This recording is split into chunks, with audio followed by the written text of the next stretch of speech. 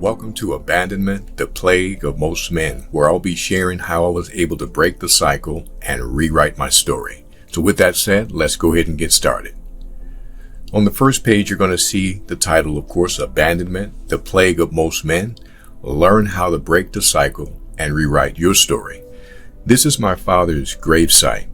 2008 was very pivotal for me when it comes to what I'm sharing here. I'm at my father's gravesite in 2008, where I found the strength through Jesus Christ to forgive my father for abandoning and rejecting me. This act of forgiveness marked the beginning of my healing process. This could never be a truer statement, because if it wasn't for God orchestrating that moment for me to end up in Sweetwater, Texas, in 2008, I was born in Lubbock, Texas, which you'll find out if you haven't read the story already, that's where I was born, in Lubbock, Texas, but Sweetwater, Texas I'm not sure how far that is away from there. But the point is, at the grave is where things shifted for me. But it was nothing magical at the moment as far as me forgiving my father at the grave, because that wasn't my intention, going to the grave.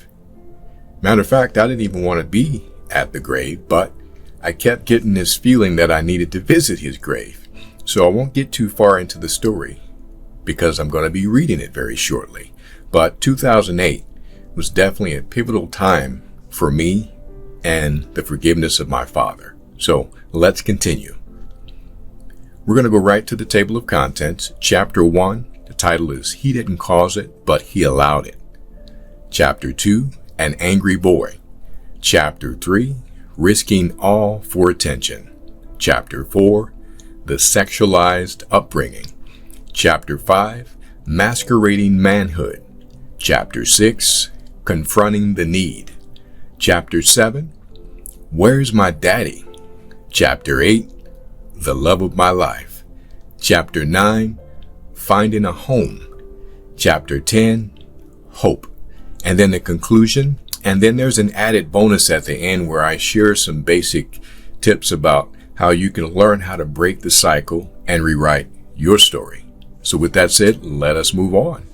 So first thing I start with is dedication. I dedicate this book to these very special people in my life. To my father, Austin Lee Jones. I forgive you. With no judgments, Dad, I love you. To my son, Keenan L. Jones. My mission is to become the father you deserve with the guidance and direction of God. Please forgive me for not being there for you. Don't allow the cycle of abandonment and anger to continue because of my failures and absence in your life. My heart will always be open for you whenever you're ready to have a conversation. I love you, son. Stick around for the update that I'll be sharing at the end of the book. So that means you have to stick around and you have to pay attention. So the next page, we're going to have acknowledgments. My best friend and amazing wife, Deborah Jones. Without you, I wouldn't be the man I am today through Christ. Thank you for loving me in spite of me. Your bear will always love you for eternity. You're most definitely an angel that God created just for me. My mother, Leela Jones. Without your prayers, I would be dead or in prison. I can never thank you enough for never giving up on me. Thank you for being my greatest example of courage and perseverance. I love you, Mom. My adopted grandmother, Mother Barbara Jean Henderson. Thank you for opening your heart and being such a powerful woman of God.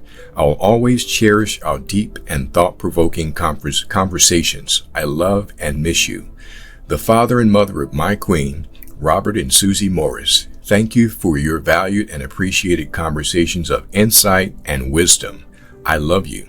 The mother of my queen, Eddie Mae Morris White. Thank you for giving birth to my angel, who was sent from heaven just for me. I love you. Pastor Calvin and First Lady Pamela Cressel. Your godly counsel and wisdom are what kept me grounded when I accepted Jesus Christ into my life. Thank you for being an amazing, godly example. You'll always be my pastor and first lady. I love you. All right, next page. Next page continues with acknowledgments. Bonita Thomas, thank you for being such a true woman of God. Keep pursuing your purpose with passion. Stay encouraged. I love you. Rick Binko, thank you for being my younger brother from another mother. Stay encouraged. I love you. Thank you, Corey Walker, for having a genuine heart of God. You're wise beyond your age. God has an amazing plan for your life. Stay encouraged. I love you. Kolo Goshi, thank you for your heart-to-heart fellowship. Remain focused on your God-directed path. Stay encouraged. I love you. Chris Slack, thank you for being a genuine and sincere soldier of Christ. I truly appreciate your words of wisdom and inspiration. Stay encouraged. I love you. Rod Johnson, always remember that you're not on the battlefield alone. Thank you for being an authentic and sincere soldier of Christ. Stay encouraged. I love you. And now we get to the introduction. Surprise! Your father has died and you have 6 brothers and sisters you never knew you had.